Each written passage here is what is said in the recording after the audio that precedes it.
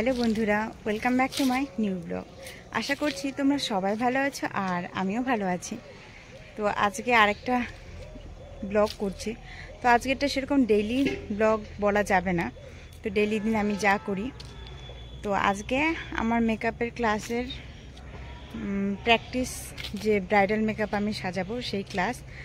তো দিদি বলেছে আজকে, এতদিন আমি নিজের উপরেই মেকআপ করতাম প্র্যাকটিস করার সময়, তো আজকে আমি একজন মডেলের উপরে মেকআপটা করতে বলেছে, তো দিদির সামনে করতে হবে সেটা। আর এখানে আমি তো আর সেরকম প্রফেশনাল কোনো মডেলকে সাজাচ্ছি না, তো মডেল হিসেবে আমি আমার ভাস্তিকে নিয়ে নিয়েছি। তো ও আসবে, আমি এদিকে রেডি হয়ে আছি, ও আসলে তারপরে আমরা বেরোবো। আর তোমরা ব্লগটা দেখতে থাকো, আশা করি তোমাদের ভালো লাগবে। তো আমি যতটা পারি তোমাদের সাথে শেয়ার করার চেষ্টা করব। আর যারা তোমরা আমার চ্যানেলে নতুন, তারা অবশ্যই আমার চ্যানেলটা সাবস্ক্রাইব করে আমার পাশে থেকো।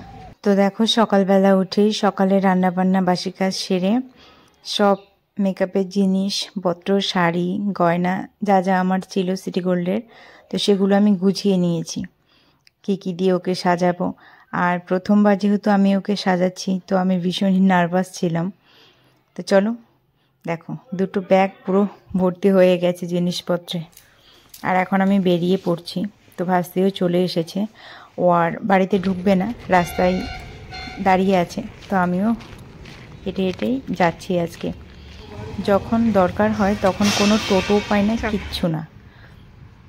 তো ফাইনালি দেখো চলে এসেছি পার্লারে, আর বাড়ির থেকে খুব একটা বেশি দূরেও না।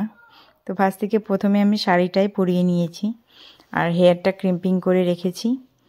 তো এখন দেখো মেকআপের সমস্ত জিনিস বের করে নিয়েছি, আর আমার নিজেরই মনে হচ্ছে এত কিছু বের করেছি, মানে কোনটা ধরে কোনটা থেকে কোনটা নেব সব অগোছালো।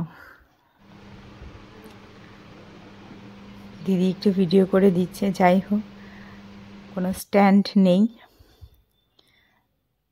ওর বেস মেকআপটা মোটামুটি হয়ে গেছে, আমার শুধু পাউডার সেট করব। আর প্রথমবার যেহেতু সাজাচ্ছি আমি, আমার নিজের হাতে থেকে জিনিস পড়ে যাচ্ছিল। যে কোনো পরীক্ষার ক্ষেত্রেই দেখবে, সে ক্লাস টেস্টই হোক আর যে কোনো এক্সামই হোক। আজকেও এটা আমার একটা এক্সামের মতোই। তো আমি যেহেতু দিদির সামনে সাজাচ্ছি, তো আরও বেশি নার্ভাস হয়ে যাচ্ছিলাম। তো ওর মেকআপটা হয়ে গেছে, তো এখন একটু নিয়ে নিয়েছি ব্রেক। আর দেখো এখন শুধু হেয়ারটা বাকি আছে, তো হেয়ারটা আমি বানের মধ্যে করব। তো বন্ধুরা, ফাইনালি আমার সাজানো কমপ্লিট। আর সাজানোটা কেমন হয়েছে তোমরা অবশ্যই কমেন্ট করে জানাবে। তো এই লুকটা তোমরা যে কোনো রিসেপশন লুক হিসেবে মানে সাজাতে পারো। তাই আমি কলকাটা খুবই ছোট করেছি, দেখো।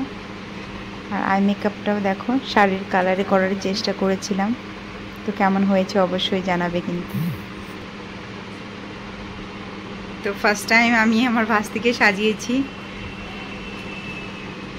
তো তারপরে কিছু ভিডিও ফটো নিয়ে তো এখন বেরিয়ে পড়েছি বাড়ির উদ্দেশ্যে। আর আসার পথে যেহেতু বাড়িতে গিয়ে কিভাবে সাজিয়েছি ওকে দেখাবো বাড়ির সবাইকে, তো টোটোতে করে ওর সাজটা এইভাবেই আছে। ফাইনালি বাড়িতে চলে এসেছি। এই যে এখন সব মেকআপ রিমুভ করা হবে, তারপরে খাওয়া দাওয়া হবে। তো দেখো আজকে যেহেতু আমাদের নিরামিষ ছিল, তো দুজনে খেতে বসে পড়েছি আর সবার খাওয়া হয়ে গেছে।